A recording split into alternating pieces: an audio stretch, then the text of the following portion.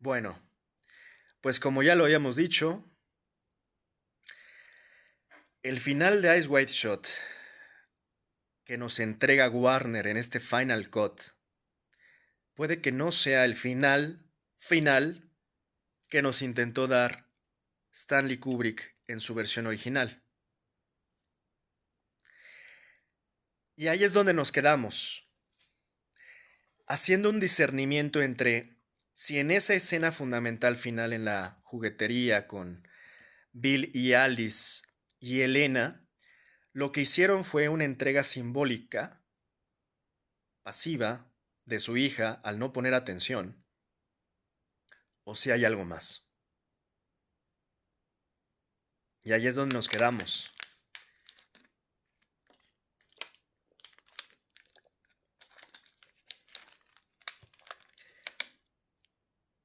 Y aquí está la controversia.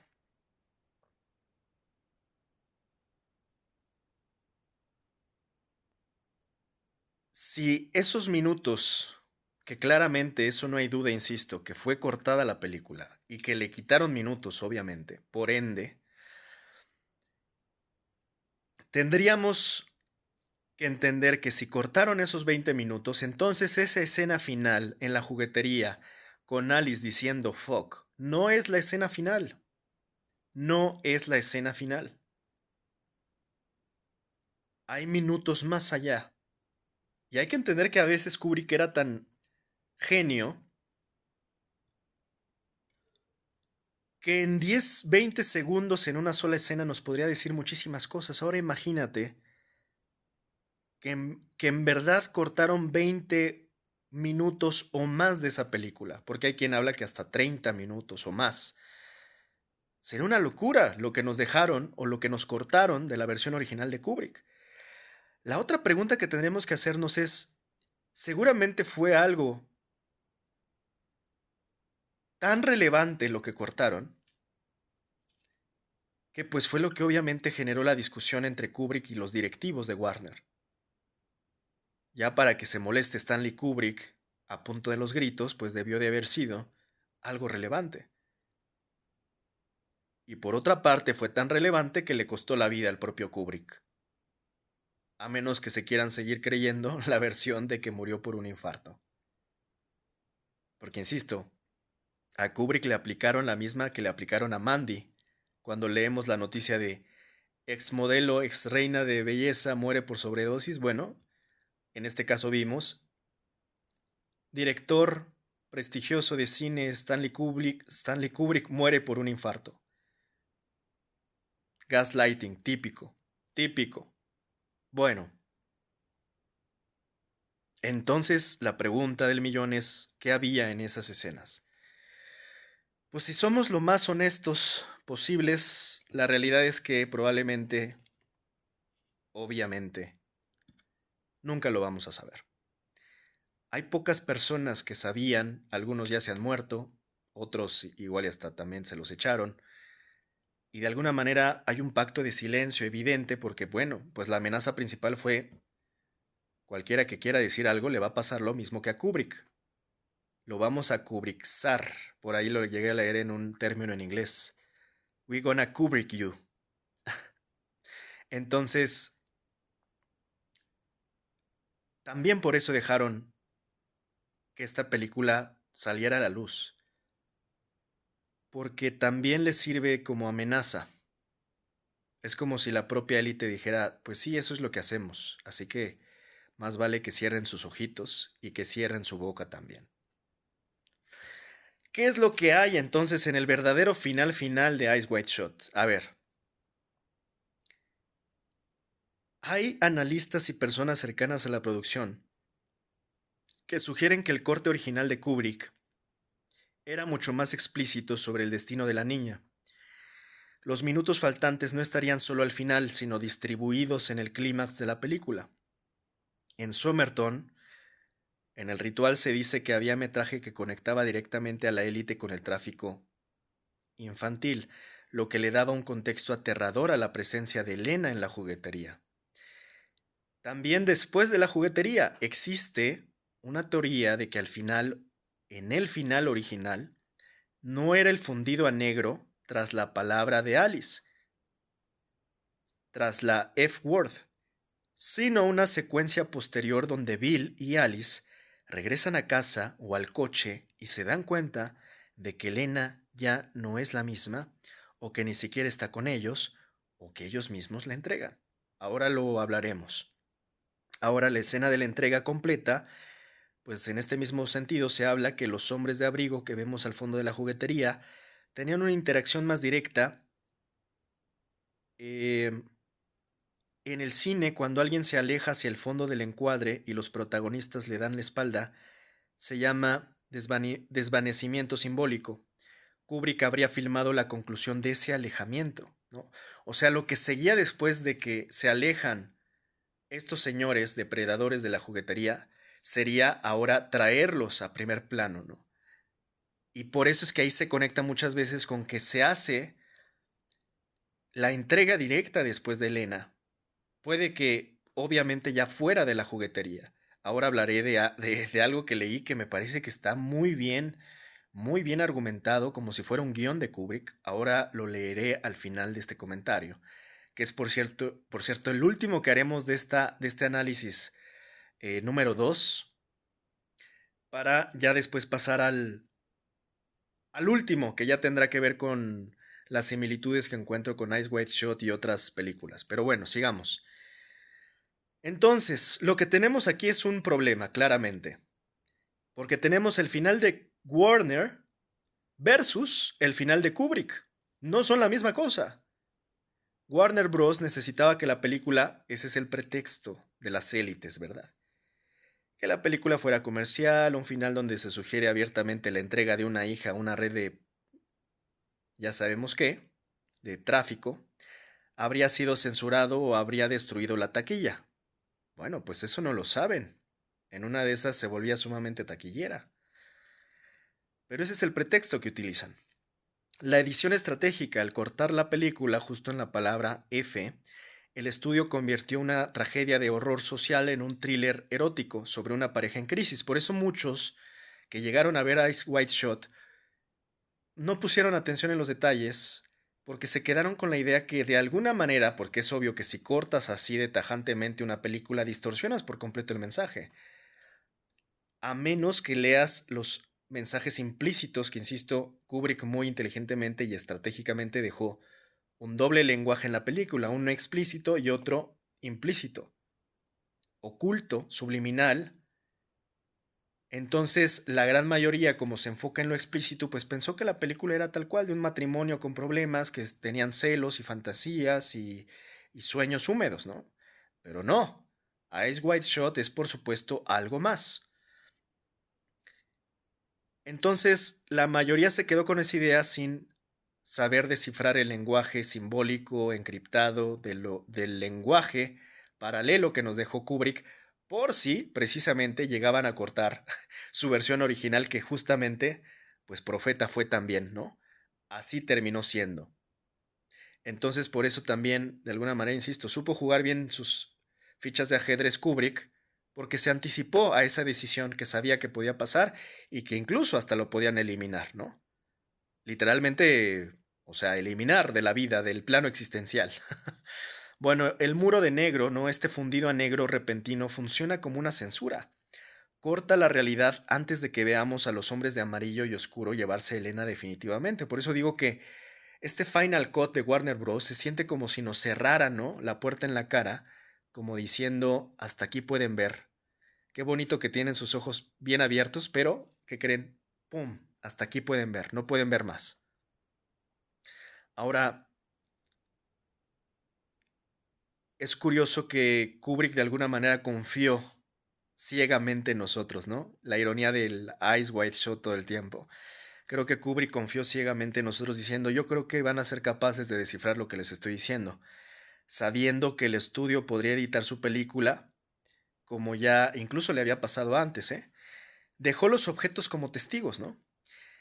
Para que de alguna manera nosotros termináramos la frase o el mensaje, ¿no?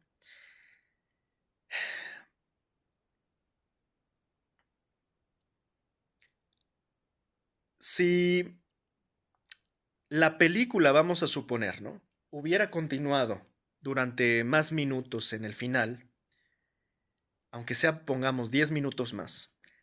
La frase visual habría sido, claro, ¿no? El SOS, o sea, el oso, que es el grito de auxilio de la niña.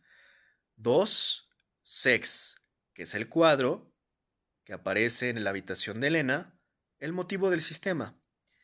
3, el Magic Circle, ¿no?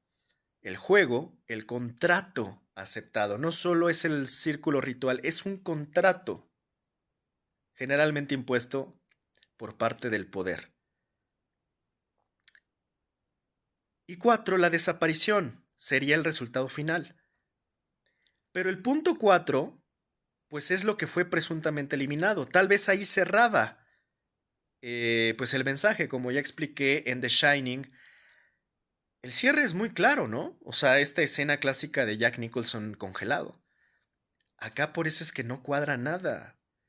O sea, se ve muy, muy, muy cortado, de verdad. O sea, no disimularon y no tuvieron tantito ingenio para mostrar que, o al menos disimular que habían cortado la versión original de Stanley Kubrick. Entonces, claramente había más en el final.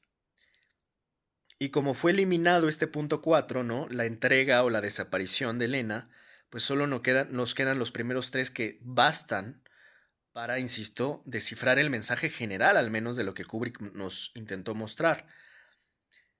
En este sentido, pues nos obligó a nosotros a deducir este cuarto paso, digamos, ¿no? Em,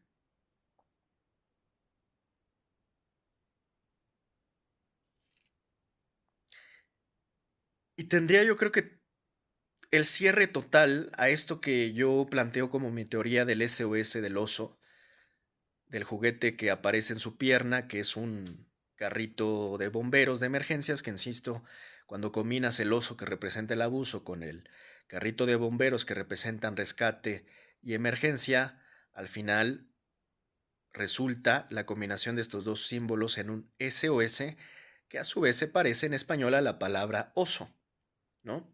Rima con oso. El SOS rima con oso. Entonces, tendría sentido que el cierre tuviera que ver precisamente ya con el SOS explícito de Elena pidiendo ayuda, que si bien incluso en esta escena pues se ve que Elena voltea como viendo a sus padres pidiendo ayuda, puede que haya habido al final de la película algo mucho más explícito donde Elena realmente está pidiendo ayuda, ¿no? O sea, puede que hasta gritando.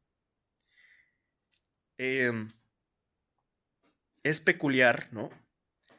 Cómo hay una ironía, ¿no? Porque Ziegler es clave aquí, tanto en la trama como en la vida real. Sidney Pollack es el que representa a Ziegler, era también un director famoso y amigo de los ejecutivos. Se dice que él ayudó a suavizar el final para que la película pudiera estrenarse.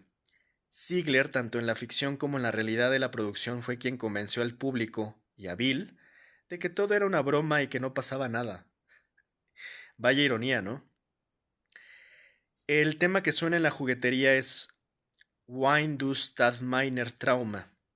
Ahí estamos otra vez con la palabra de Traum. Como ya expliqué, esto es una constante porque primeramente la película se basa en Traum Novel de Robert Schnitzler, pero además explicaba haciendo una comparación con la película de Shutter Island, donde hay una escena donde un científico explica la raíz de la palabra trauma. Para explicar trauma, por una parte, en griego significa herida, mientras que en alemán significa sueño. Yo siempre he dicho que ese vínculo me parece directo también. Se puede hacer ese vínculo directo también a la película de Ice White Shot, utilizando la misma raíz de la palabra. Porque en esta película vemos como también, primeramente está basada en Traum Novel, o sea, en esta raíz de Traum, haciendo una asociación hacia el sueño, pero también podríamos hacer una asociación en esta película hacia la herida. Y también, en síntesis, hacia el trauma, donde también se ocupa, pues insisto, esta palabra como tal, esta raíz. Eh, Y en el sentido muy evidente que nos refleja Eyes Wide Shut, cómo los sueños de Alice se convierten en el trauma de Bill. O sea, creo que es una asociación brillante y directa, ¿no? Y aquí de nuevo escuchamos pues esta melodía que tiene trauma en alemán, ¿no? Wein du stand meiner Trauma. Es una música de vals nostálgica y artificial. Si la película terminara ahí de forma natural, la música cerraría con los créditos. Pero el corte es tan violento que la música se interrumpe. Eso es una señal técnica de que hay algo que fue extirpado. En conclusión, los 20 minutos faltantes habrían transformado Eyes Wide Shut en una película sobre un matrimonio que se perdona a una película sobre un matrimonio que sobrevive a cambio de sacrificar a su descendencia. Y ahí es donde hay un plot twist brutal. La escena de la juguetería es en realidad el lugar del crimen y el corte a negro es la forma que tuvo el estudio de limpiar la escena antes de que la policía, o sea, nosotros como público, nos diéramos cuenta.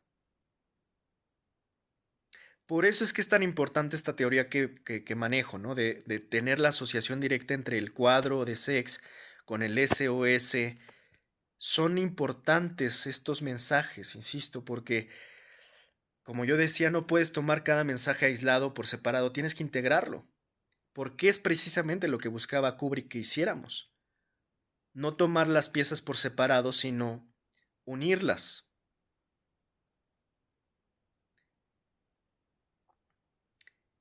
Y se ve que fueron tan distraídos también los que supuestamente querían limpiar la película para no dejar evidencia, que al final se les fueron todas las piezas simbólicas, ¿no? Nos dejó Kubrick ahí todo, insisto, un lenguaje implícito, casi como si nos dejara las pistas para que pudiéramos al final descifrar el mensaje completo.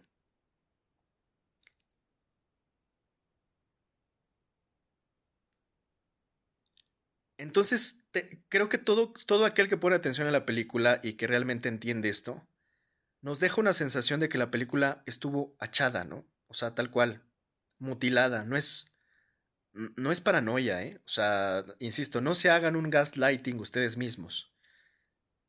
Es una realidad incluso técnica. El montaje de la juguetería se siente apresurado. Por cierto, el ritmo de la película cambia, ¿no?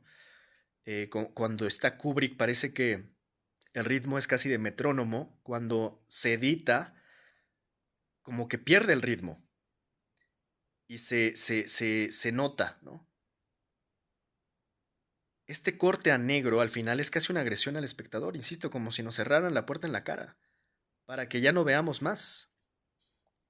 Ahora, ¿quiénes saben, no? Esa es la otra pregunta importante. ¿Quiénes saben la verdad? ¿Quiénes estuvieron ahí? ¿Quiénes pudieron haber sabido qué había en esos minutos y por qué además el silencio se siente tan denso, ¿no?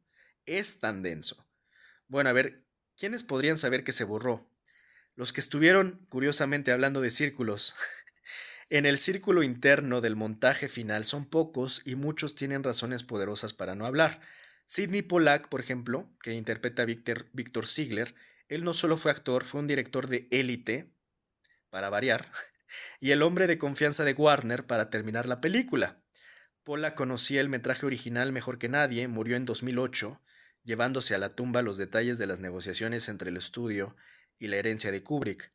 Leon Vitali, que ya comenté, Red Cloak, el asistente, fue el custodio del legado de Kubrick hasta su muerte en 2022. Vitali siempre defendió la versión oficial que la película estaba terminada. De nuevo, el gaslighting, ¿no? De, no hombre, no hay nada, no le falta nada, está bien, así era. Híjole, lo dudo, lo dudo muchísimo, brother.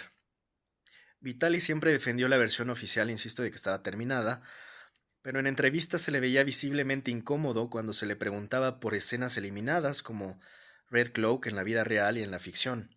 Su lealtad, supuestamente, era absoluta. Friedrich Raphael, guionista, él sigue vivo. Raphael escribió el guión original basado en la novela Traumnovelle. Sin embargo, él mismo ha declarado que Kubrick lo apartó del proceso al final y que el director reescribió muchas escenas durante el rodaje, que duró un récord de 15 meses. Rafael escribió un libro criticando a Kubrick, pero sobre el metraje eliminado ha sido ambiguo. Ahora, ¿por qué no han hablado los actores? No olvidemos que Tom Cruise poquito después además se metió a la cienciología, yo creo que fue hasta por su propia protección. En este caso, Tom Cruise y Nicole Kidman siguen vivos y son las estrellas más grandes del mundo todavía, ¿eh? Hay un contrato de silencio real, ¿no? En las producciones de Kubrick, los contratos de confidencialidad son de por vida y extremadamente punitivos. La cienciología, en aquel entonces Cruise era el rostro de la cienciología. Si no mal recuerdo, se metió poquito después a ella. Muchos sugerimos que la red retratada en la película puede llegar a tener ciertos paralelismos con organizaciones reales de alto nivel. Y hablar sobre entregas de niños o rituales de élite reales que Kubrick quería denunciar sería, pues, suicidio profesional para el propio Tom Cruise, ¿no? Em, y hay un trauma real además, ¿no? El rodaje fue tan intenso que el matrimonio de Cruise y Kidman se desintegró poco después. Para ellos hablar de la película es reabrir una herida personal y profesional profunda. Ahora, esto es por cierto muy común en los trabajos de Kubrick, ¿no? Que dicen que de alguna manera genera un burn out a sus actores y actrices, los desgasta, ¿no? En muchos sentidos, mental, emocional y demás, porque bueno, Kubrick era pues un director de método que buscaba realmente conseguir las emociones precisas. Está esta teoría, como ya comentábamos, de las escenas con los niños. Se dice que hubo actores infantiles y figurantes en las escenas de Somerton que nunca aparecieron en los créditos. Y en el cine de este nivel, si un actor rueda algo que es ilegal o altamente sensible, como esta sugerencia de la que hablamos del abuso ritual, pues el estudio simplemente compra su silencio y borra su rastro, si hubiera algún tipo de abuso de este tipo, ¿no? Ay, ay, ay. Y bueno, pues insisto, la escena se siente cortada realmente. Fue la última en rodarse, se sabe que Kubrick está obsesionado con la iluminación de esa tienda. Y de nuevo, si observan el ritmo de la película es lento, pausado, onírico y de pronto en la juguetería el ritmo se siente mundano y al final es abrupto, ¿no? Así casi como a las carreras además. Por eso digo, se rompe hasta el ritmo. No solo la imagen, sino el ritmo. Entonces, bueno, en conclusión, el corte pues no fue decidido por Kubrick. Al contrario, él se resistió. Fue decidido por los editores. Nigel Galt bajo órdenes del estudio para evitar que el mensaje del SOS y la entrega de Elena fuera demasiado evidente, ¿no? Y pues esto, insisto, le costó la misma vida al propio Kubrick. Ahora, en el periódico de Mandy, el nombre de Vitali y otros nombres del staff técnico aparecen como autores o personas involucradas en la noticia. Creo que Kubrick puso esos nombres para decirnos, si algo me pasa, busquen a los que están en los créditos, ¿no? Insisto, un genio, jugando ajedrez todo el tiempo. Es como una acusación interna, ¿no? Em, entonces, bueno, la película que vemos es una versión censurada de una confesión. Kubrick sabía que no le dejarían mostrar la verdad de frente, así que la escondió en el cuadro del cuarto de Elena, que simboliza sex, el oso, que es la señal de auxilio, que es el SOS, el camión azul en la pierna del oso. Y bueno, la ausencia de esos 20 minutos, pues es la prueba del encubrimiento, ¿no? Irónicamente.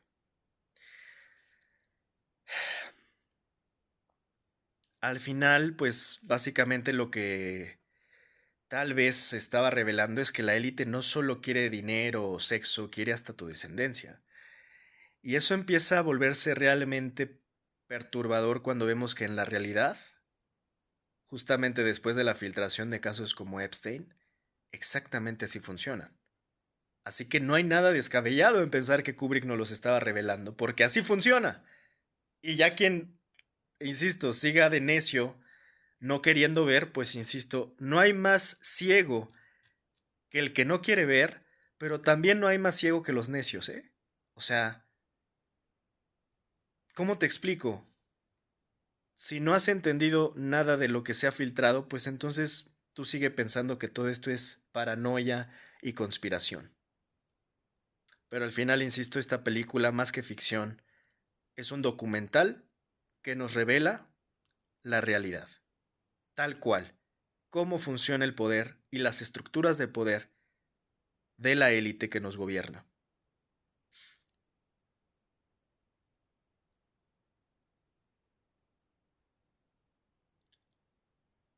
Entonces,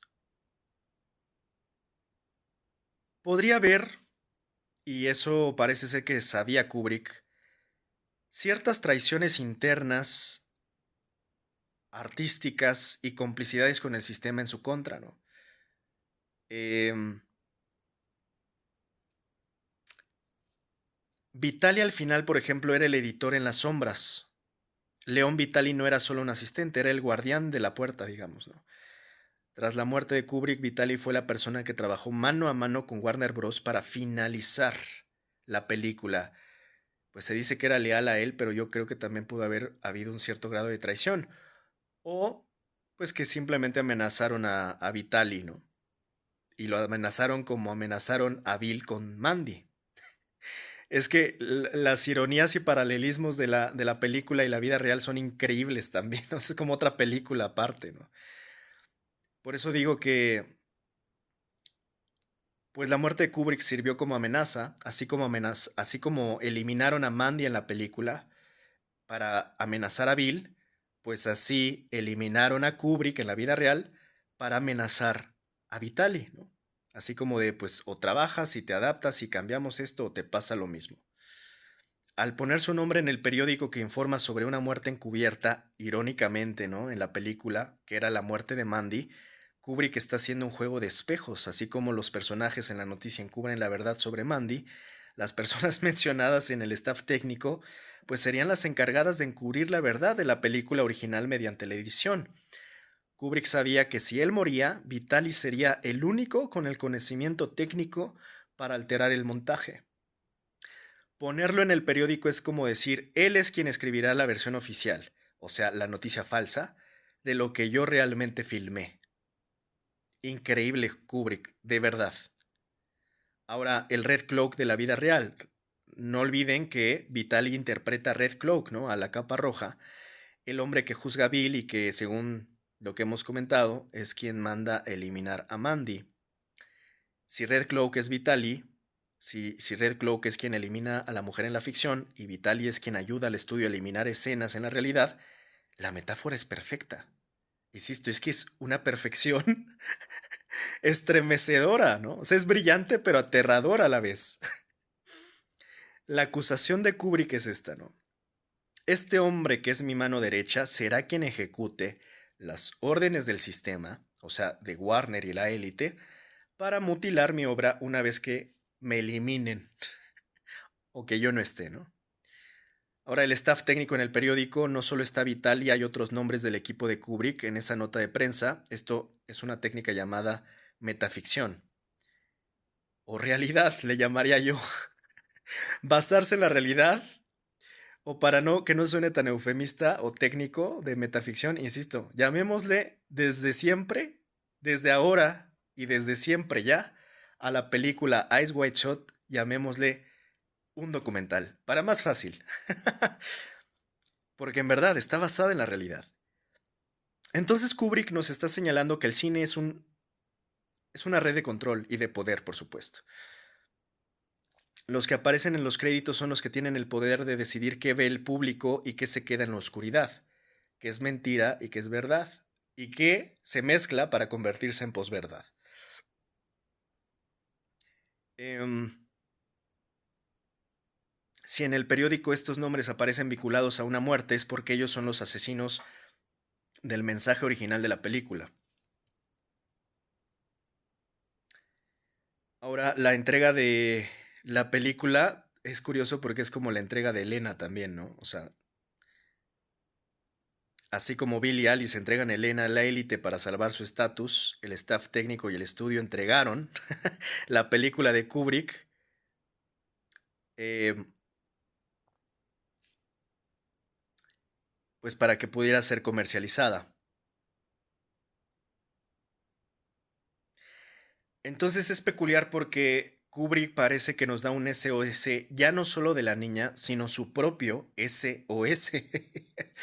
O sea, Ice White Shot al final, si quisiéramos sintetizarla en otra frase, además de que es un documental, es un grito de auxilio de las víctimas. No importa si las víctimas incluso son, pues, las infancias o hasta este mismo director de cine que trató de revelar una verdad y también termina siendo amenazado. En este caso, por eso insisto tanto que Bill es Kubrick y Kubrick es Bill. Kubrick sabía demasiado y reveló demasiado.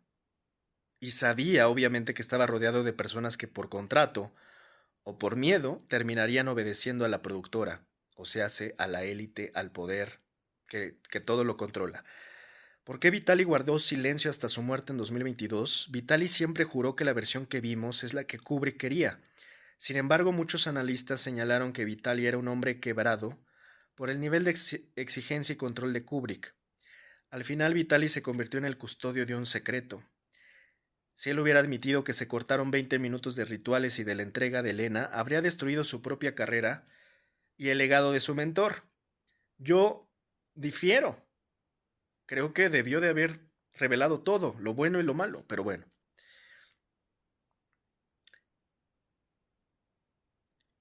Kubrick en este sentido no solo acusa anticipadamente a Vitali de cortar la película, lo señala como el maestro de ceremonias que facilitó la censura. El nombre en el periódico es la fe de ratas entre comillas definitiva, ¿no? La noticia de la muerte de Mandy es falsa, igual que la versión suavizada de la película es una verdad a medias, y una verdad a medias no es verdad. La frase, ya de manera personal que tal vez Kubrick nos estaba diciendo al pedir auxilio en su propio SOS, que quería que termináramos es, mi propia gente me ha silenciado o mi propia gente me ha abandonado. Y esta es, insisto, una más de las ironías, ¿no?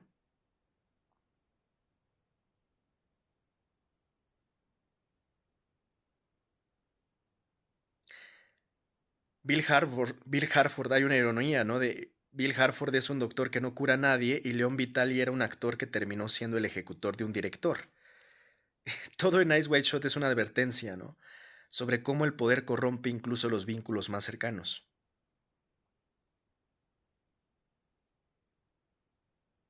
Por cierto, la máscara que Bill encuentra en su almohada es el golpe final de la película y la teoría de que es un aviso personal de Kubrick hacia su entorno, em, pues es escalofriante, ¿no? De quién es el rostro de esa máscara.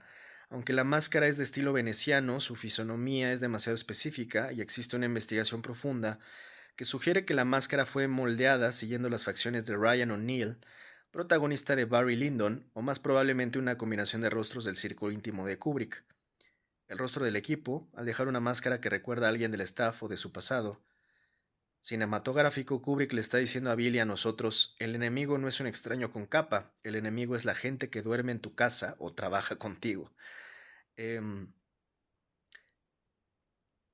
la máscara de Alice, Bill se quiebra al verla porque entiende que la élite ha estado en su cama, han entrado en su santuario. Si la máscara representa a alguien del equipo de rodaje, Kubrick está confesando que su propia obra ha sido invadida por los intereses que él intenta denunciar. Esta conexión también de Vitali y la censura, y al final si unimos esto con lo del periódico que estábamos analizando, con la nota de la escena de la muerte de Mandy, el esquema de traición queda como de alguna manera Vitalis Red Cloak, el que vigila y juzga en el ritual, em, Vitali en el periódico, el que escribe la versión falsa de la realidad, o sea, la noticia de Mandy, pero Vitali en la vida real es el que supervisa el montaje final tras la muerte del maestro. Em,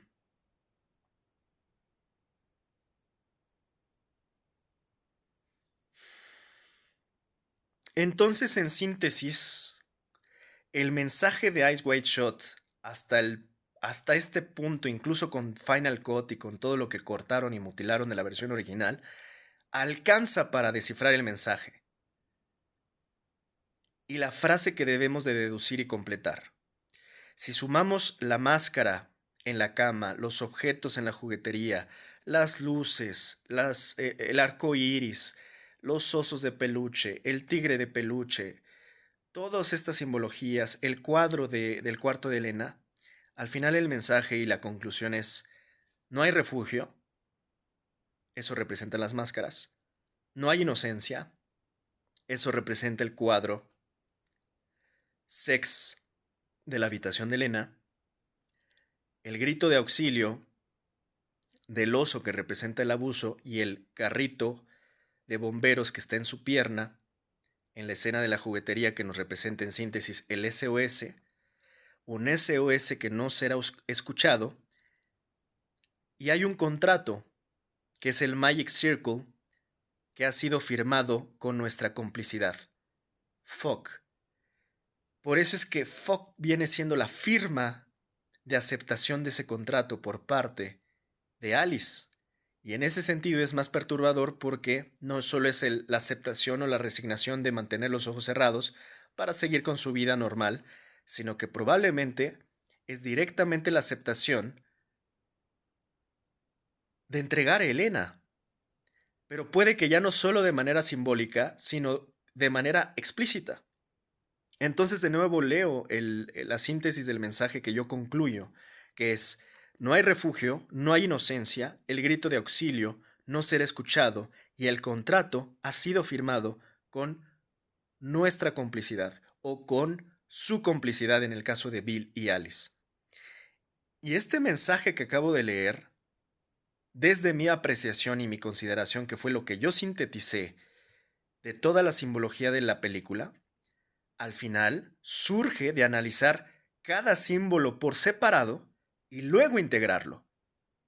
Por eso creo yo no van a encontrar este mensaje en ningún lugar, porque insisto, esto lo hice yo a partir de la consideración y la suma de cada mensaje simbólico de manera individual, al punto de unirlos, juntarlos para hacer y deducir un mensaje integral. Ahora, vuelvo a leerlo para que vean en dónde está cada símbolo. No hay refugio, pues porque hay máscaras en todas partes. La máscara ya he explicado. De hecho, ya he explicado qué significa cada cosa para que no la tenga que repetir ahora, ¿no? No hay refugio, lo cual lo representan las máscaras. No hay inocencia, lo cual lo representa las luces navideñas y el cuadro Sex en el cuarto de Elena. El grito de auxilio que nos refleja el oso, que es símbolo de abuso, y el SOS del carrito de bomberos que está y aparece repentinamente en su pierna, en la juguetería. SOS, S, SOS no será escuchado. El SOS de auxilio de las víctimas no será escuchado, porque además el contrato que ofrece el Magic Circle ha sido firmado con su complicidad y lo firmaron con la palabra fuck.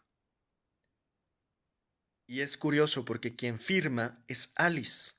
En este sentido, como lo he estado diciendo, quien creo que entiende todo y cómo funciona desde el primer momento en la película y que tiene los ojos más abiertos es Alice, no Bill. Bill siempre está con los ojos cerrados, distraído, sin entender nada. Entonces es Alice la que sentencia y la que firma, de alguna manera, la entrega de Elena. Y ahora vamos, insisto, a discernir, pero profundizando más, en el sentido de que no haya sido solo simbólica la entrega de Elena en esa última escena, en la juguetería donde está Bill y Alice, y en el centro está Elena, y al fondo están los depredadores, con todo lo que ya he explicado de ese encuadre, sino que tal vez en eso que se borró estaba la entrega explícita de la hija a las élites. Y lo peor es que si se entrega ya no solo es una entrega, es un sacrificio. El sacrificio mismo que vimos a lo largo de toda la película con diversos personajes, incluida Mandy, incluida Domino, incluido el propio Nick. La película en sí es un sacrificio. Y de hecho, tan sacrificio fue que creo que fue hasta el mismo sacrificio del propio Stanley Kubrick. Se sacrificó Kubrick por darnos esta verdad, que he estado analizando extensamente para llegar a este punto. Él sabía que al incluir nombres reales, al usar Vitali como el villano y al mostrar la entrega de Elena en la juguetería, estaba rompiendo el código de silencio de la industria y de las élites. El hecho de que la película se sienta cortada, pues es la prueba física de que el sistema reaccionó. El corte a negro después de la palabra de Alice es el silenciador que le pusieron a la película.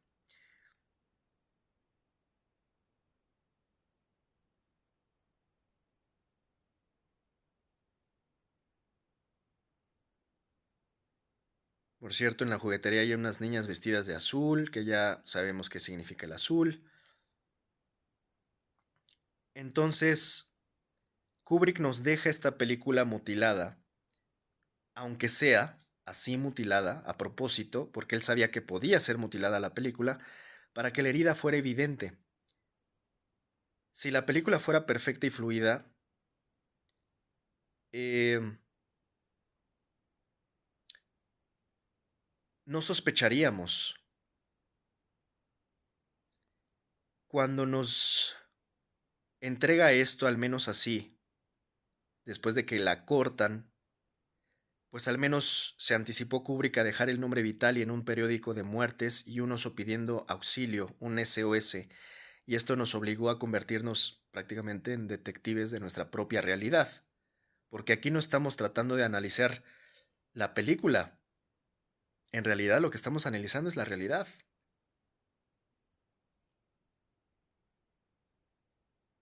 Hay, por cierto, un mensaje oculto en los créditos finales. Hay una anomalía en el orden de los nombres que a veces se interpreta como la lista de quién se queda con qué tras la muerte del director. Los créditos finales de una película suelen ser el momento en que el espectador se levanta del asiento, pero en Kubrick son el acta de defunción y el reparto de la herencia. Hay tres anomalías específicas en los créditos de Eyes Wide Shut que refuerzan pues todo lo que hemos estado hablando sobre la traición de Vitali y la entrega de Elena. El nombre de León Vitali es el crédito de la sombra. Si observan los créditos, el nombre de León Vitali aparece en múltiples funciones, pero hay una que destaca que es Assistant, Assistant to the Director. Lo inquietante es que a diferencia de otras películas, aquí su nombre se siente como el de un albacea. Kubrick murió antes del estreno, por lo que Vitali es quien técnicamente firmó la entrega del material al estudio. En el contexto de esto que hablamos, de la teoría que habla de que se cortaron 20 minutos, en este sentido el nombre del hombre que permitió el corte de estos 20 minutos o más, apareciendo justo después de que la película se quede en negro, pues es él, ¿no? O sea, es el nombre del hombre que permitió este corte, básicamente. Eh, y en este sentido también el orden de los actores, quién sobrevive. Generalmente los créditos siguen un orden de importancia o de aparición. Aquí después de Cruz y Kidman, los nombres que aparecen primero son los vinculados a la red de poder. Sidney Pollack, o sea, Ziegler, el hombre que convence a Bill de que nada es real. Su nombre arriba es la confirmación de que la versión de la historia que acabamos de ver es la de Ziegler. Irónicamente, ¿no? La versión encubierta o distorsionada. También está Mary Richardson, que era Marion, la mujer que representa el duelo y la pérdida de la figura paterna, otra hija marcada por el sistema. La anomalía de los figurantes, los desaparecidos, esta es la prueba técnica de los minutos eliminados. En los créditos finales aparecen listados personajes que apenas tienen un segundo en pantalla o que definitivamente no aparecen en absoluto en el montaje final que vemos. Esto es una huella dactilar de la edición agresiva de Warner y Vitali. Al dejar los nombres en los créditos pero borrar sus escenas, posiblemente las escenas más explícitas de la entrega de niños o rituales extendidos, Kubrick dejó una evidencia legal de que la película fue mutilada. Si el personaje está en el crédito pero no en la pantalla, el crimen de la censura es visible, ¿no? básicamente la huella del crimen. Ahora, el copyright y la fecha. Kubrick era extremadamente meticuloso con las fechas. La película tiene un copyright de 1999, el último año del milenio. Es el cierre de una era. Kubrick presenta el fin del mundo no como una explosión, sino como una juguetería donde unos padres venden a su hija. El hecho de que la última palabra sea fuck y luego sigan los créditos en un silencio sepulcral, o con la música de Liszt Noyes Gris, que es fúnebre y experimental, convierte a los créditos en una procesión de entierro para la inocencia de Elena. Em, de nuevo, la frase final al final, encriptada, digamos, dentro de estos nombres, y si sumamos todo, tenemos al periódico, Vitali aparece como autor del encubrimiento, tenemos la máscara, el rostro del traidor está en la cama, y los créditos, los nombres de los custodios cierran la obra.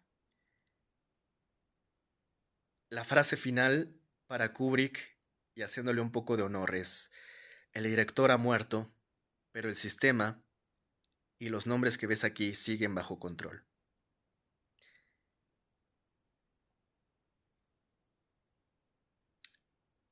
Y esto cierra el círculo, literalmente, ¿no?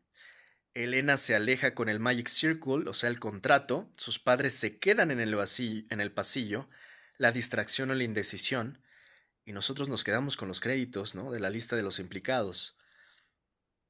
Em,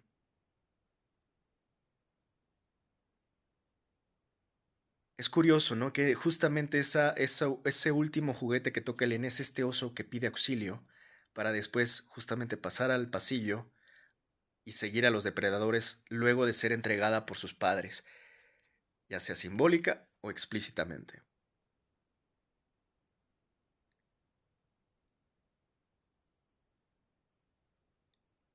Ha dicho algo Elena, sobre todo me refiero a la actriz Madison Ellington desde entonces, fue la actriz que interpretó a Elena. Sus declaraciones años después, sumadas a los registros de producción, confirman que lo que vimos en el cine es solo un fragmento de una coreografía mucho más perturbadora. En diversas entrevistas retrospectivas, Madison ha arrojado luz sobre el nivel de control y la naturaleza del rodaje. El rodaje eterno, ella pasó semanas en el set de la juguetería, lo mismo que todos, o sea, Kubrick, Kidman, perdón, Tom Cruise y Kidman, lo mismo, ¿no? Kubrick repetía las tomas de ella caminando entre los juguetes una y otra vez. Esto es revelador por parte sobre todo de Madison, ¿no? La interacción con los hombres, se sabe que se rodaron muchas más interacciones de Elena moviéndose entre los extras.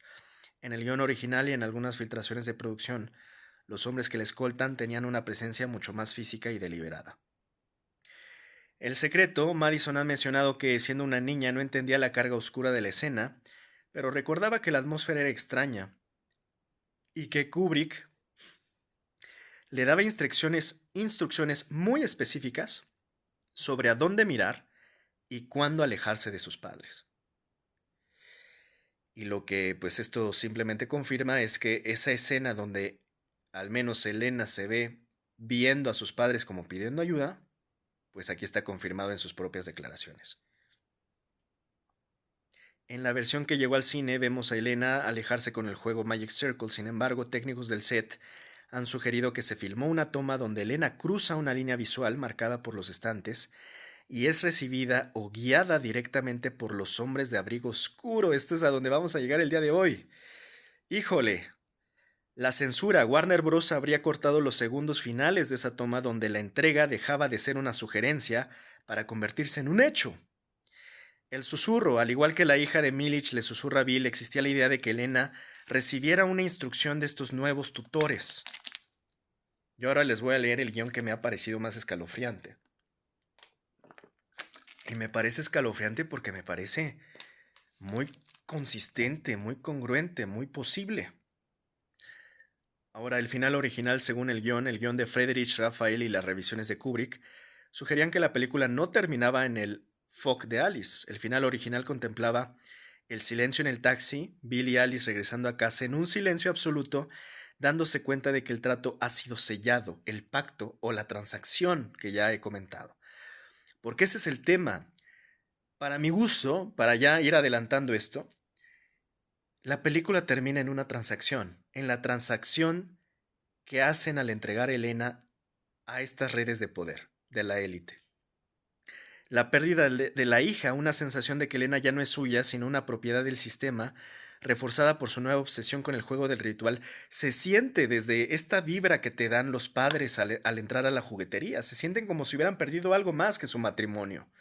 Se ven desencajados, se ven resignados, pero no se ven como unos esposos resignados normales, se ven como si hubieran perdido algo mucho mayor y están resignados, y por eso creo que sí, lo que están resignados en realidad es porque ya aceptaron los términos y condiciones de la entrega, en este sentido aceptaron la transacción de su hija.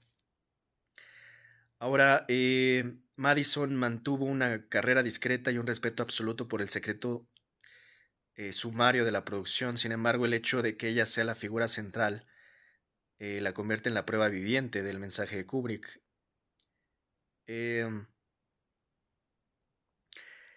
Esto también de alguna manera nos habla que se confirma que el horror era puramente simbólico y cinematográfico, ¿no? Al no haber hablado de abusos, por ejemplo. Pues, pero sin embargo, pues sabemos que Kubrick era muy hábil para demostrarnos cosas sin necesidad de llegar a lo más explícito, a veces. Eh,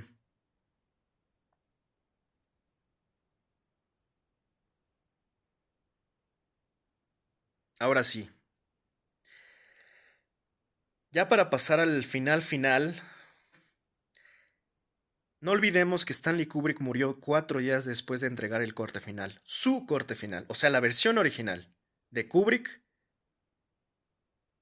Al ser entregada, Kubrick muere 4 días después. 4 días después. El hecho de que la película se estrene con un SOS en la pierna de un oso y una palabra que supuestamente dice sex, que por cierto, nada de esto seguramente lo identificaron. Insisto, estos lenguajes simbólicos.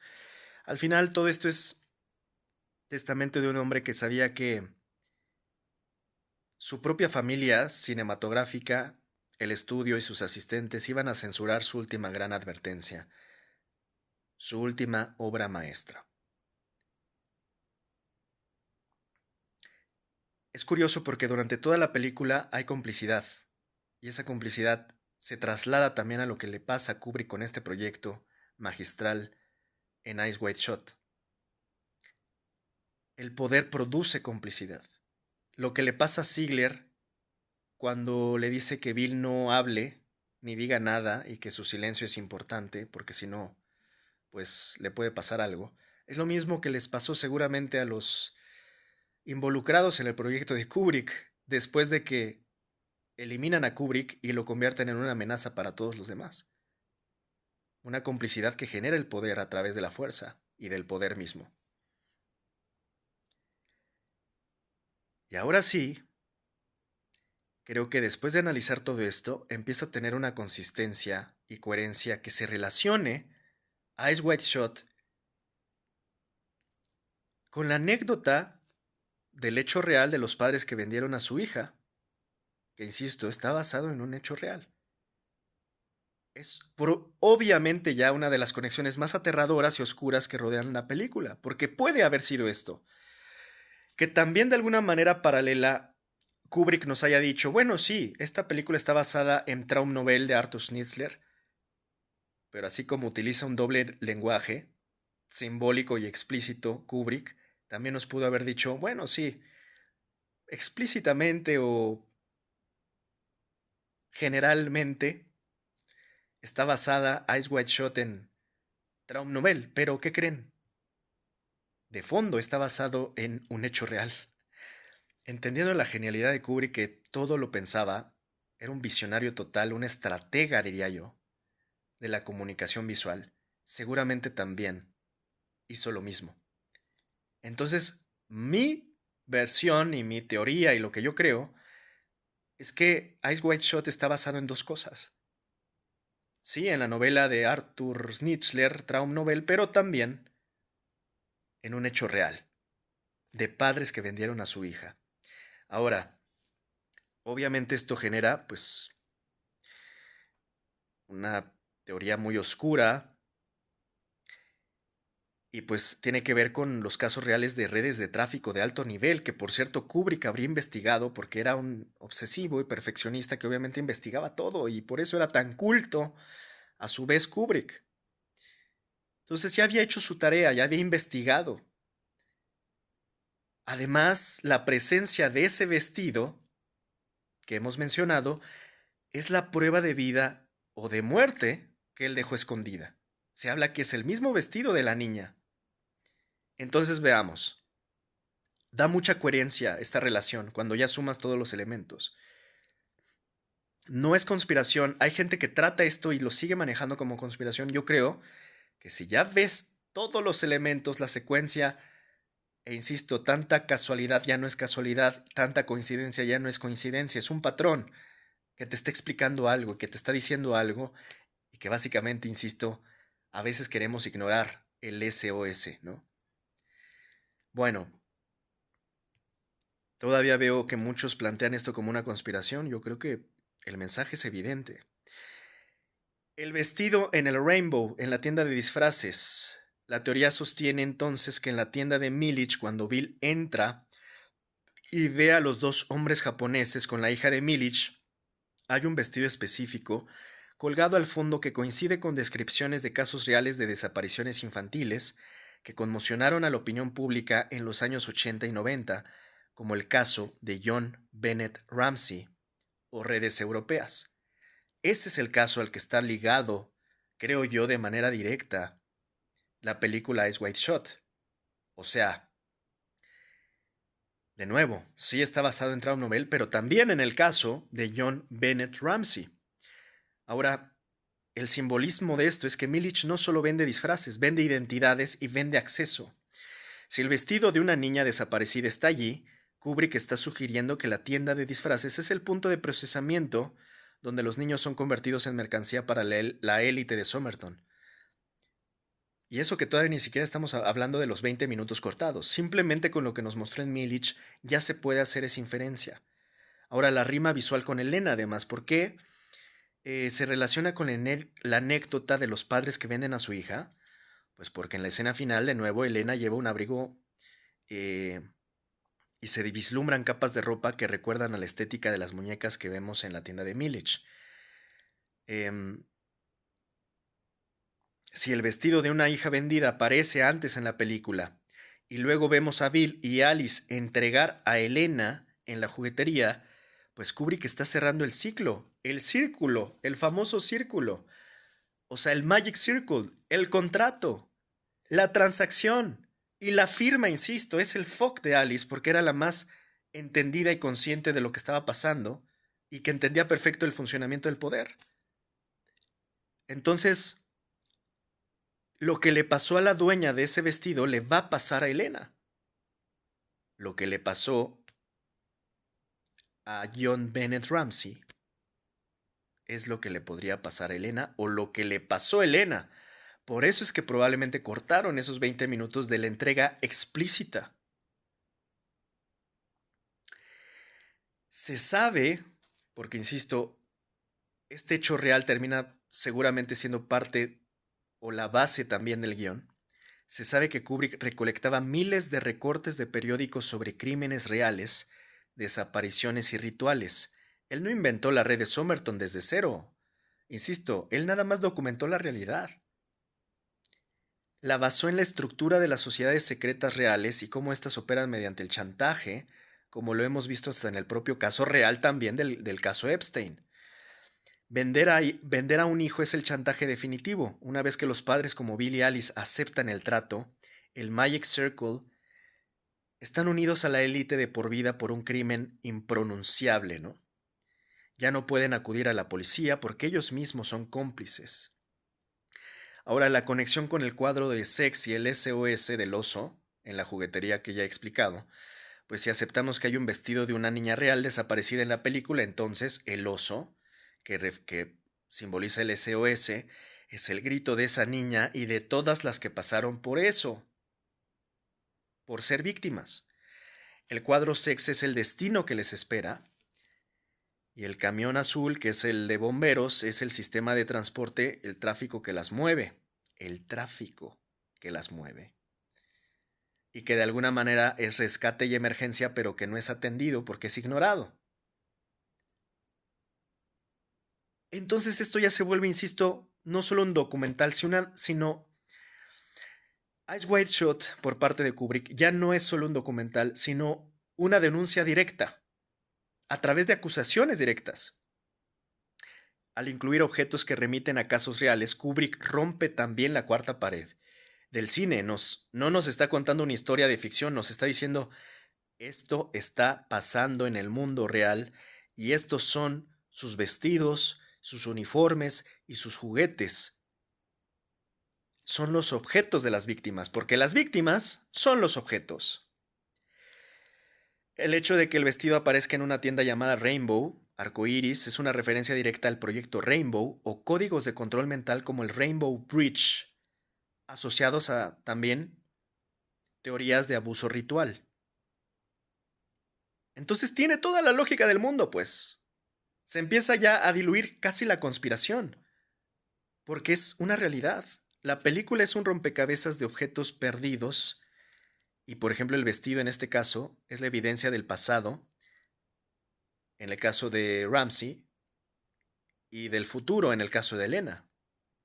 Pero al final lo que nos está diciendo Kubrick es Elena puede ser cualquiera de ustedes o cualquiera de sus hijos o hijas.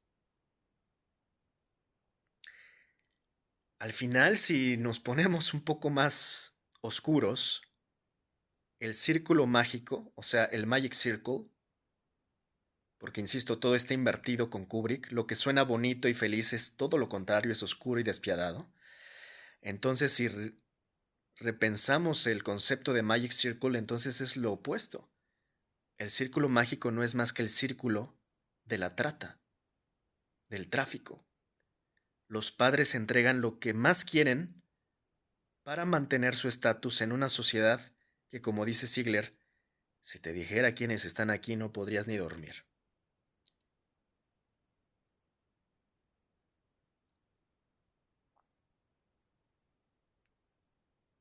Tampoco es casualidad que haya elegido Kubrick a Tom y a Nicole porque pues de alguna manera quería una pareja real.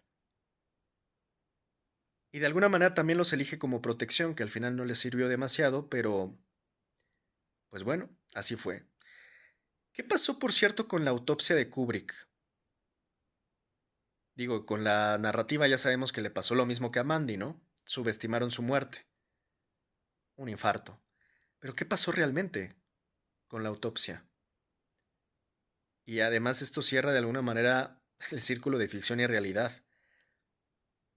Si aceptamos que Kubrick usó a Vitali y el nombre de Staff en el periódico para denunciar un encubrimiento, el paralelismo entre la muerte de Mandy y la de Kubrick se vuelve escalofriante, insisto, ¿no? Ahora, aquí están hechos y algunas llamadas coincidencias que alimentan, pues esto que pareciera ser la teoría del sacrificio del propio Kubrick con su obra. ¿Qué dice la versión oficial de la autopsia? A diferencia de Mandy, a quien se le realizó una autopsia que Bill lee en el periódico y que convenientemente miente sobre el lugar de la muerte, con Stanley Kubrick hubo también una anomalía. No hubo autopsia oficial profunda. La causa de muerte registrada fue un ataque al corazón mientras dormía en su casa de Wigbury Manor, debido a que no había sospechas legales inmediatas y a su historial de estrés extremo.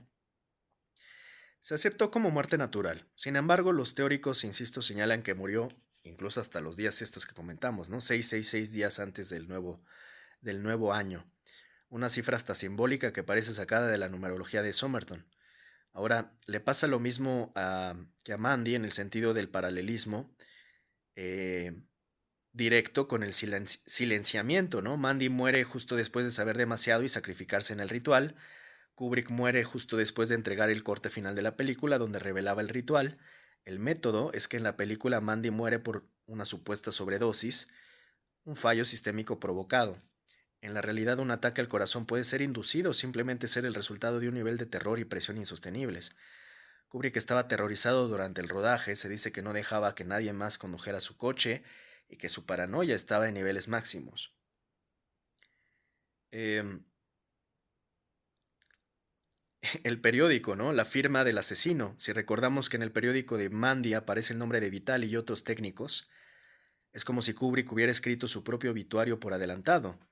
Él sabía que al morir la versión oficial de su muerte, el ataque al corazón, sería aceptada por el público, igual que la versión oficial de la muerte de Mandy, sobredosis, fue aceptada por Bill, o al menos fingidamente aceptada por Bill.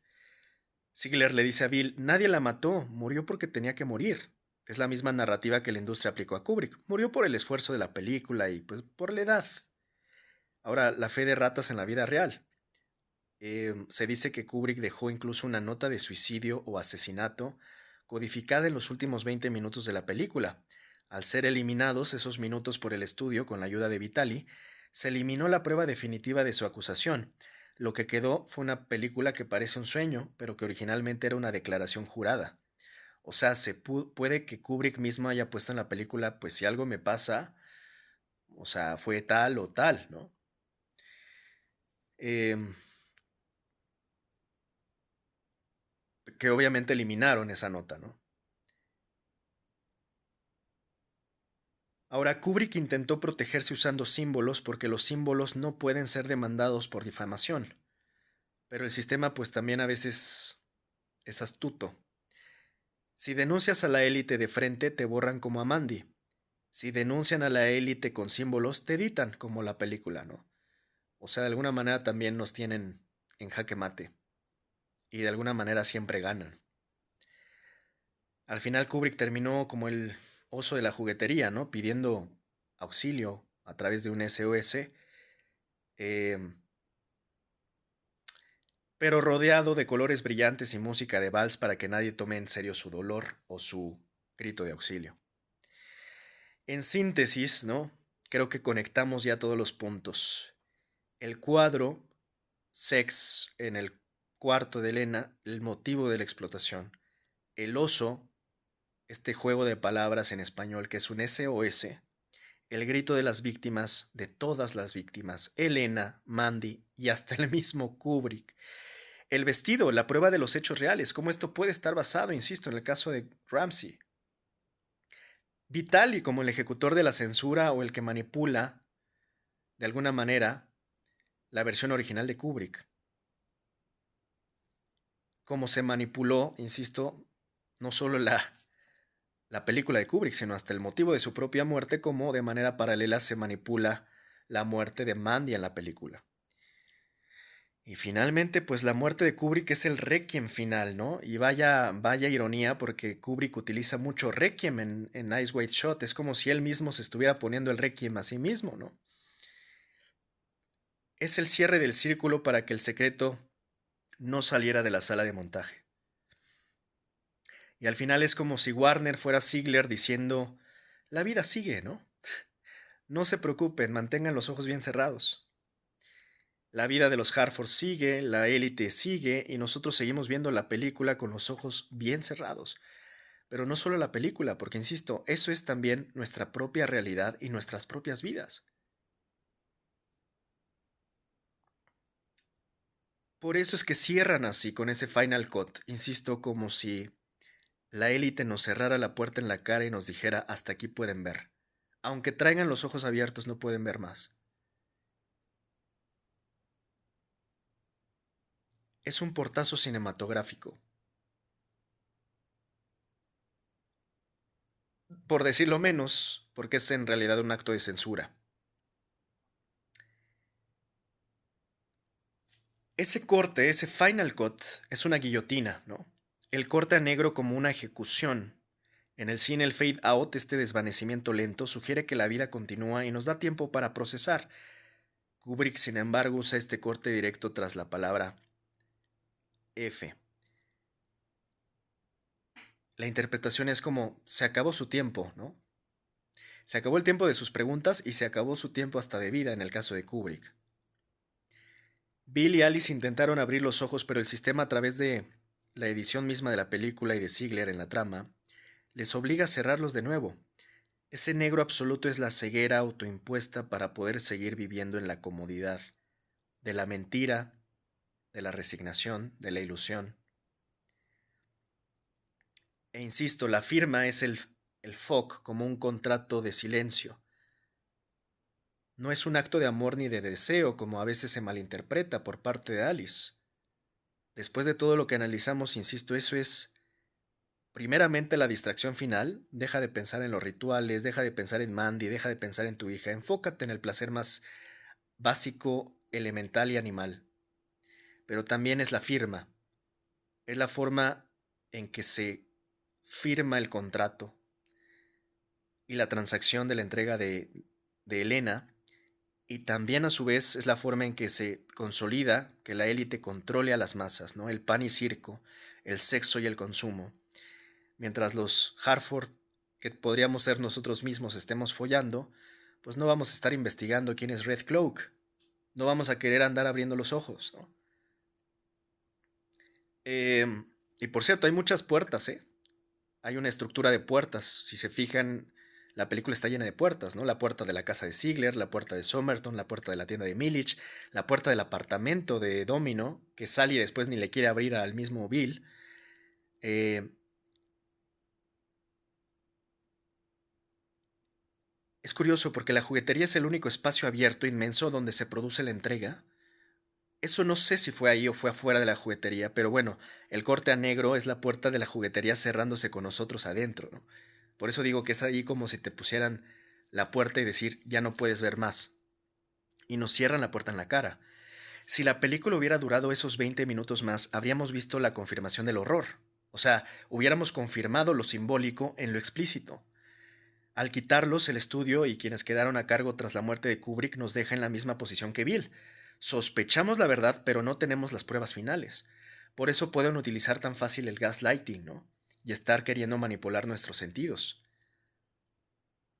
Y es obvio que vieron que Kubrick había ido demasiado lejos, ¿no? Al cortar ahí, la película se queda en el limbo. Es una advertencia que fue amordazada justo antes del grito final, de este grito que yo tanto planteo del SOS, ¿no? Entonces, lo bueno, al menos, es que Kubrick nos dejó las pistas, el nombre de Vitali, el oso, el vestido, el cuadro, porque sabía que la puerta se iba a cerrar. Él lo sabía. Insisto, él estaba jugando ajedrez con su propia vida y con su propia película.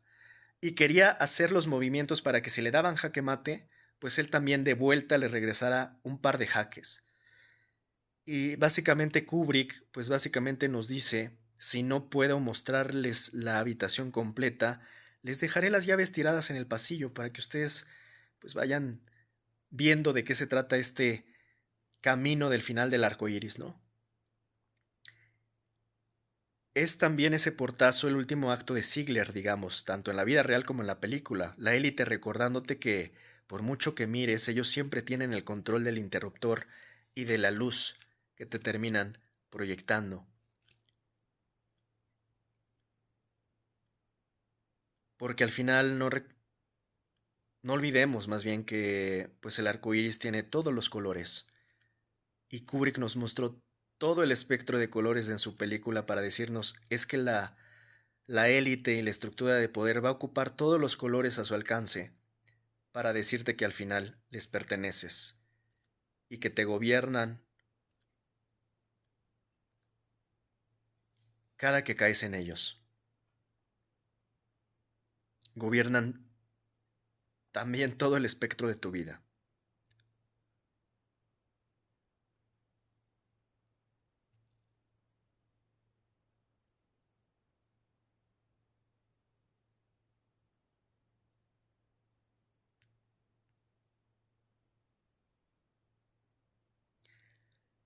Así hemos llegado increíblemente ya al final del arco iris, literalmente, y al final de la profundidad que nos encuentra directamente de frente con la verdad, con los ojos bien abiertos, por supuesto. Llegamos al final, increíblemente. Después de un análisis extenso, puedo decir que ya tocamos fondo. Y como yo advertí, este fondo es oscuro. Hay mucha oscuridad.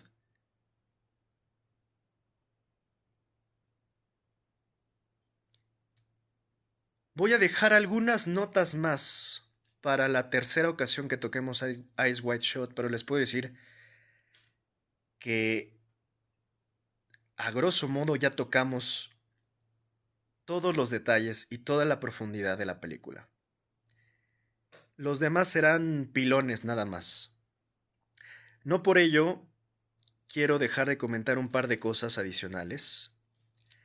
Primeramente, un pilón de una vez. Pongan atención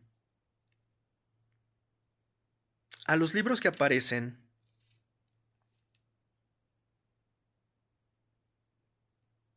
eh, en el cuarto de Alice, porque pues hay libros bastante interesantes.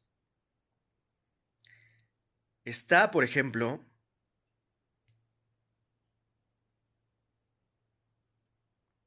el libro de Wilbur Smith, que aparece de forma muy visible en una de las escenas que, insisto, aparece pues este espejo y por ahí se alcanzan a ver algunos libros en diversas tomas cuando aparece, insisto, el cuarto de Alice. Y cuál es el que aparece particularmente es la novela Río Sagrado, River Goat, la primera entrega de su serie egipcia, ¿no? El libro aparece sobre la mesa de noche de Alice Harford, en la habitación de la pareja durante la tensa conversación inicial y después aparecen otros tomas, si ponen atención. ¿Por qué está ahí? De nuevo, si faltaba confirmarlo. Kubrick era, insisto, conocido por su atención obsesiva a los detalles, mise en scène, y nada en sus encuadres era accidental, como ya he explicado. El contraste de temas es que mientras que Eyes Wide Shut explora la psique moderna y las frustraciones maritales en Nueva York, Río Sagrado es una épica de aventuras, intriga y pasiones desatadas en el antiguo Egipto. Pasiones desenfrenadas, que era justo el deseo reprimido evidentemente de la misma Alice, ¿no? Esta dualidad de vivir una vida matrimonial monótona y aburrida con un hombre aburrido que ni la mira, pues al menos le quedaba el consuelo de leer pues estas novelas que tienen prácticamente aventuras y pasiones desenfrenadas, ¿no? Con pasión y desenfreno, que era lo que ella carecía, que no tenía con Bill. Esto obviamente sugiere, ¿no?, que ella busca escapar de su realidad cotidiana, al menos a través de la lectura de relatos de aventuras exóticas y erotismo histórico. Una forma de escape, ¿no? También, insisto, a través de este erotismo histórico, reforzando la idea de sus fantasías ocultas que luego confiesa a través de sus sueños a Bill, ¿no? Eh, También hay al parecer, entre estos otros libros de la misma habitación, obras como la biografía de Lord Longford. Les voy a mostrar aquí brevemente Río Sagrado.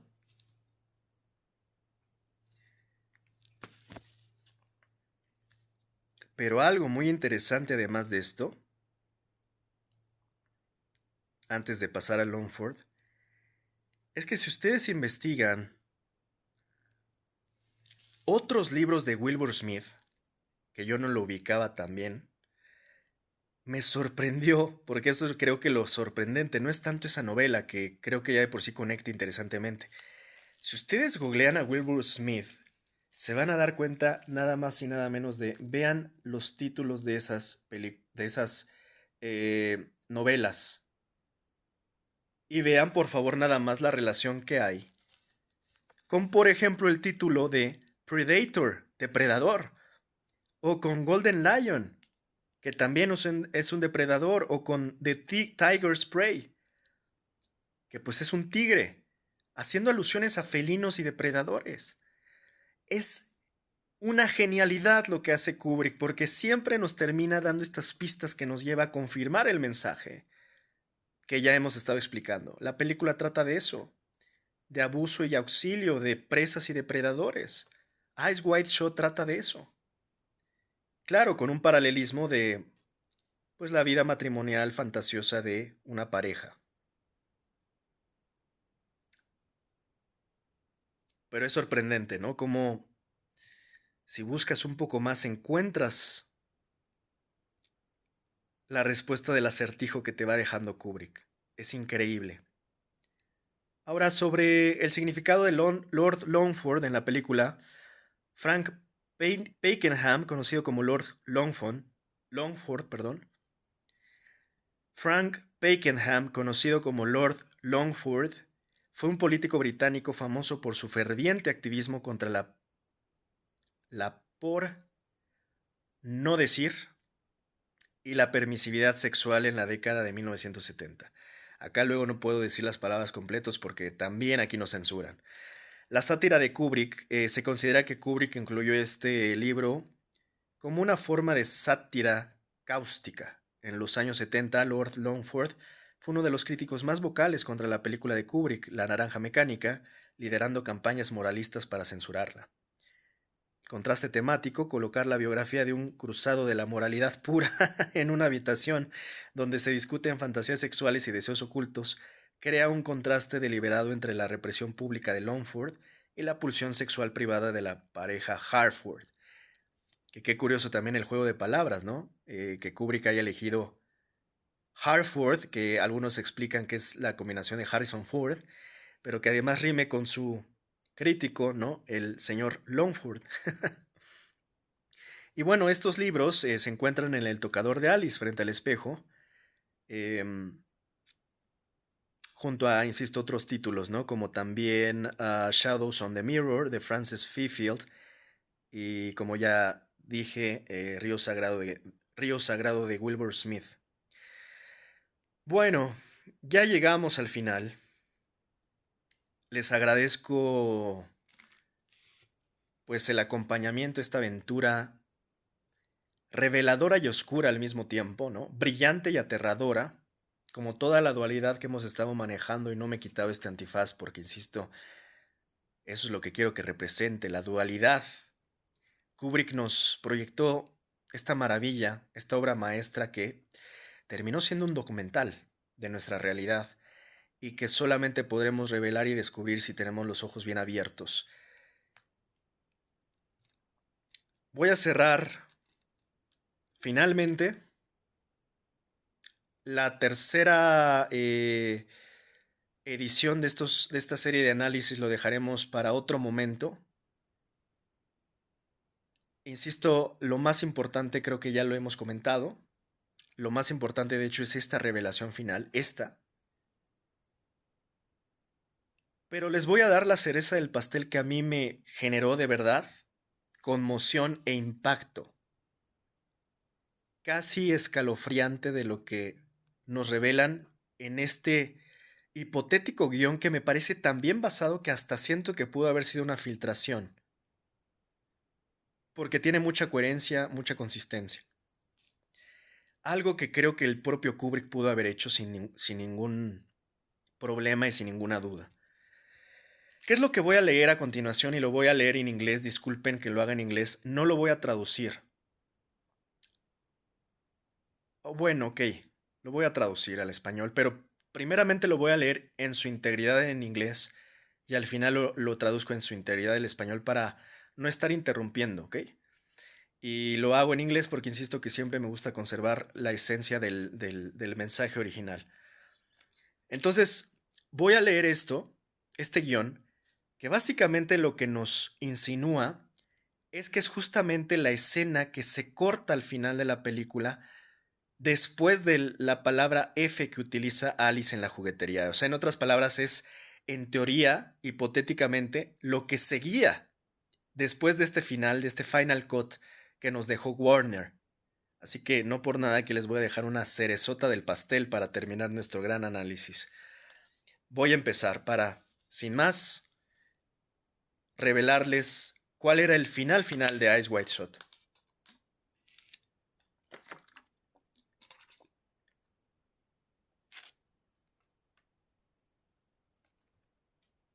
Veamos.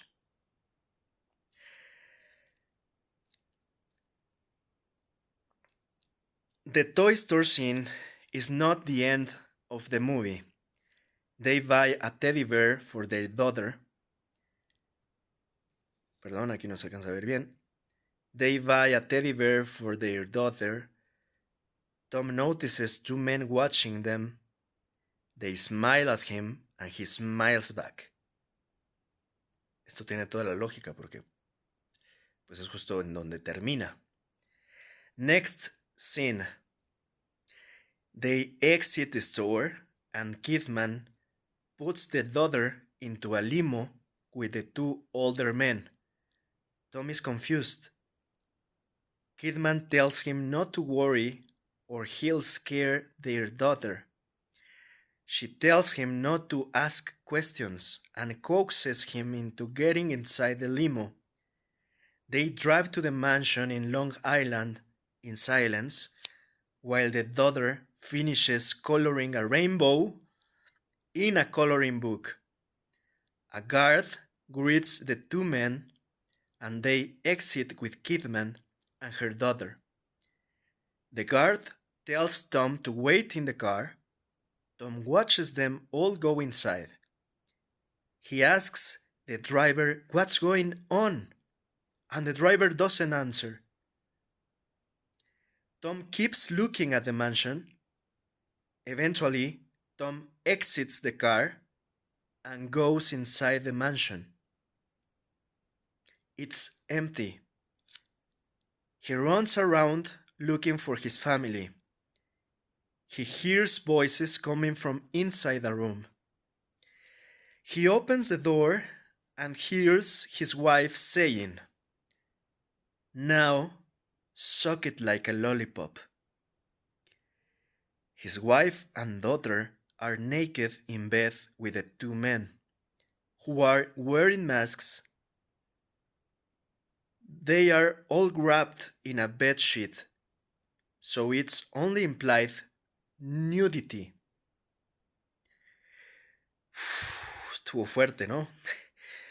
Two guards wearing masks enter and restrain Tom. He struggles and one of them punches him in the stomach. He collapses on the floor and starts crying.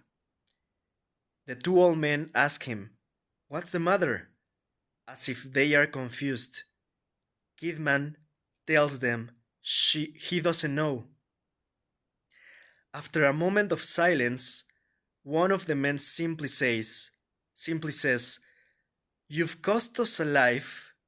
It must be replaced." His daughter begins to cry and Kidman comforts her. Then she walks over to Tom and comforts him, saying something along the lines of, "They are not going to keep her. It's just every now and then." Then he assures him that they won't hurt her or the two of them. She says, "You are one of us now." As he's coming to terms with it, she put a mask on him and then starts pleasuring him as the guards let him go. Luego acá nos dice, "Before I get into the last scene, let me tell you what was explained to me about what I just told you. What was explained to me is that this is Tom and his daughter initiation ritual into the society. The reason he never has sex in the movie after a party is because it's part of the ritual. They are watching him, paying people off, etc., and keeping him celibate for the initiation. Two other things. The toy store scene is about Kidman selling their daughter to the society. The two men are there to look at toys. The end of the rainbow is about Tom finding out the dark truth about what the elites are doing, which occurs through Tom having sex. The last time we see them is before they go inside the mansion." The last scene. The last scene is one continuous Steadicam shot following Ziegler. It begins on a painting of a baby as Ziegler is getting dressed and then walking into a party that's going on at his house. At his house. The shot follows him through the party, and during it we see Kidman surrounded by a group of men and laughing. Lots of pictures and symbols of elitists are seen in the background during this sequence. What can also be seen are pictures that allude to Kubrick's previous works, pictures of Ziegler with generals, astronauts, and either Jack Nicholson himself or a man who's supposed to be him. This was apparently Kubrick's out, outing all of the people involved, as well as saying his goodbye to cinema. Tiene lógica. It ends with us seeing Tom off in the distance of the shot. He is standing by himself away from other partygoers and staring off into the distance in a zombie-like fashion, as if disillusioned by everything. He's on an outdoor balcony. He casually jumps over the railing as no one even notices, and the movie cuts to black. Kubrick has left the building. Kubrick said the movie was simply about how the people who run the world are rich banking families who are profoundly evil. They are PDFs and are holding women as sex slaves while murdering anyone who challenged them. And no one is talking about it. That's it. There is no underlying theme about the need for intimacy. The only underlying theme is how naive everyone is to what's really going on. From what I was told, this isn't even real secret to people who work in the industry at the time. Over 7 hours of film did not make it into the final cut. The argument over final cut was over defamation and explicitness. One of the names in the movie sounded like someone powerful apparently, and they wanted Stanley to cut it. Supposedly he didn't. A lot of people think it's the guy at the beginning named Sandor. There was a gray area over how much power Stanley's director cut had over the runtime. The studio could not change the content of the film, but they were allowed to cut it off before it ran over 2 hours and 40 minutes. The reason they cut down the film is because they thought the PDF angle would mispiece people off and ruin Tom's and Nicole's career. Supposedly, it had nothing to do with Illuminati button pushers stopping what was being said. It was more of an appearance thing. But again, this is just the Hollywood insider story about why they cut the film's ending. It's not the insider story, if you get my drift. Keep it in mind that they told Stanley to cut the ending and he didn't want to do it. There is a strong chance he was waiting for them to cave, and then he died and they cut the ending without him being around to agree to it.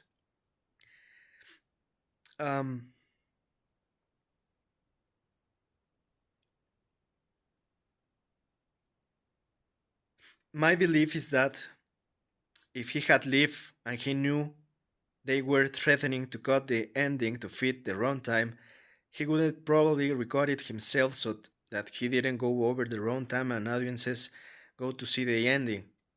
Bueno, yo diría que aquí es lo único que no coincido porque él sabía que la iban a cortar. If you work in the industry and want to hear this from a direct source, my advice is to find someone who worked in post or as an audio rep or exec during that period. Those people are the ones who saw the first cut. You might get lucky. Bueno, sorprendente esta revelación. De hecho, voy a dejar el texto como descripción de aquí del análisis para que ustedes lo puedan leer. No puedo revelar la fuente, no sé si la exponga. Por último, voy a traducirlo en español. La escena final del final cut de la juguetería no es el final de la película, el final real. Ellos compran este teddy bear para su hija. Tom se da cuenta de estos dos hombres viéndolos.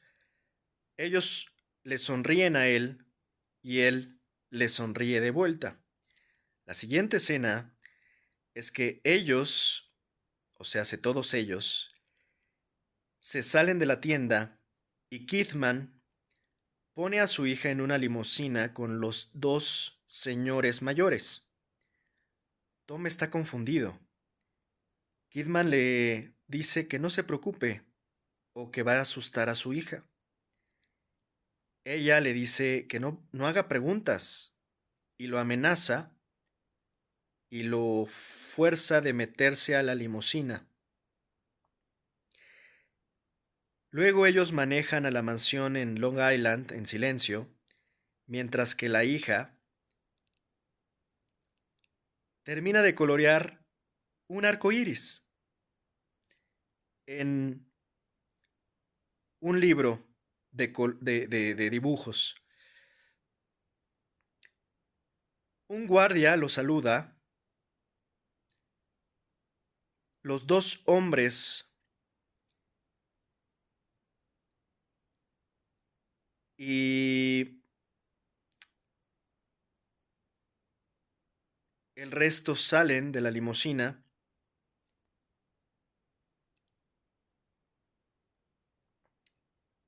y básicamente se llevan a Kidman y a su hija. El guardia le dice a Tom, espera en el coche. Tom mira cómo se llevan a todos hacia adentro. Él le pregunta al taxista o perdón, al conductor qué está pasando y el conductor no le responde. Tom se mantiene mirando a la mansión. Eventualmente Tom se sale del carro y va al interior, hacia adentro de la mansión. Esta mansión que ya recordamos que ya le habían dado una advertencia previa. Entra y está vacío. Corre hacia todos lados buscando a su familia. Es entonces cuando empieza a escuchar voces que vienen desde un cuarto que está al interior. Y aquí viene, agárrense porque viene lo más perturbador. Él va hacia este cuarto. Él abre la puerta y escucha a su esposa decir, ahora succiónalo como si fuera una paleta, una lollipop. Su esposa y su hija están desnudas en la cama con los dos hombres que están usando máscaras. Todos están envueltos en sábanas, lo cual únicamente implicaba desnudez. No era del todo explícita, implicaba la desnudez. Dos guardias usando máscaras entran y restringen a Tom, como era muy habitual. Él se resiste y pelea, y uno de ellos lo golpea en el estómago. Él colapsa en el piso y empieza a llorar. Los dos hombres mayores le preguntan, ¿cuál es el problema? Como si estuvieran confundidos. Y Kidman les dice, él no sabe nada. Después de un momento de silencio, uno de los hombres simplemente dice, tú nos costaste una vida y debe de ser reemplazada. Su hija empieza a llorar y Kidman la reconforta. Luego ella camina hacia Tom y lo conforta a él, diciendo algo así como la línea de, no te preocupes, ellos no se la van a quedar, solo será de vez en cuando que la tengan. Luego ella le asegura que ellos no la lastimarán, ni tampoco otro, ni tampoco a ellos dos. O sea que no van a lastimar ni a su hija, ni a Bill, ni a Alice. Ella dice, ahora eres uno de los nuestros. Mientras está en estos términos, ella se pone una máscara, le pone una máscara a él y luego empieza a darle placer a la par que los guardias lo dejan ir. Uf. Y bueno, aquí el comentario de quien escribe esto dice, antes de que vaya a la última escena, déjenme explicarles lo que me fue explicado sobre lo que les acabo de revelar. Lo que me explicaron es que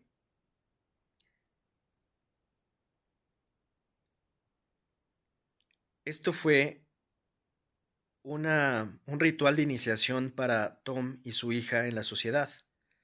La razón por la cual el sexo en la película, más bien la razón por la que él nunca tuvo sexo en la película, es porque es parte del ritual. Lo están viendo, lo están observando, están pagándole a personas para mantenerlo en celibato para la iniciación. Otras dos cosas es que la escena de la juguetería precisamente trata de Kidman vendiendo a su hija a la sociedad. Y esto coincido mucho por lo que yo decía, ¿no? Se ve como si Kidman fuera la que firmara el contrato, el Magic Circle. Los dos hombres están ahí para ver juguetes. El final del arco iris trata de Tom encontrando la oscura verdad sobre lo que las élites están haciendo. Lo que ocurre justamente cuando Tom termina de tener sexo. O sea, cuando al fin le permiten tener sexo a Tom es cuando realmente revela lo que es la oscura verdad de al final del arco iris, ¿no? Digamos. La última vez que los vemos es cuando justamente entran a la mansión. O sea, ahí digamos que termina la última vez que se ve a la familia de los Harford.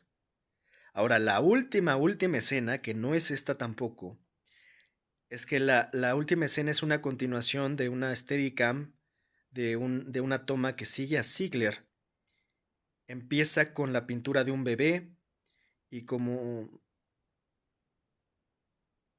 en un momento en que Ziegler se está vistiendo y caminando hacia la fiesta que se está llevando a su casa, o sea, otra fiesta, la toma lo sigue a través de la fiesta y durante esto se ve rodeada a Kidman, rodeada de un grupo de hombres riendo, muchas fotografías y cuadros y símbolos de elitistas se ven en la parte de atrás durante esta secuencia, en el background. Eh, También se pueden ver eh, fotografías que aluden a los trabajos previos de Kubrick, fotografías de Ziegler con generales, astronautas, incluso con Jack Nicholson o algún hombre que lo representa. Y esto aparentemente pues es Kubrick de alguna manera filtrando todas las personas que pueden estar involucradas, pero también es una forma de Kubrick de decirle adiós al cine, lo cual tendría muchísima lógica si él sabía que ya pues estaba en sus últimas por cualquier razón, incluso por razones de amenaza, ¿no? Eh,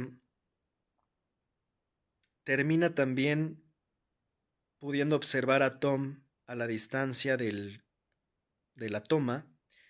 Él está parado así por sí mismo, lejos de todos los que están en la fiesta, viendo así como a la distancia, como pues, en una estilo zombie, como si estuviera desilusionado de todo, decepcionado. Está en un balcón externo y casualmente pues brinca desde ahí hacia el railing y pues nadie se da cuenta, ¿no? Básicamente. Porque ahí sí la película corta a negro y ahí sí creo que tiene mucho más sentido, ¿no? En este sentido, pues sí creo que podría llegar a terminar en la propia forma que el Bill, después de ver todo este terror, se quite la vida, ¿no? Aventándose desde el balcón.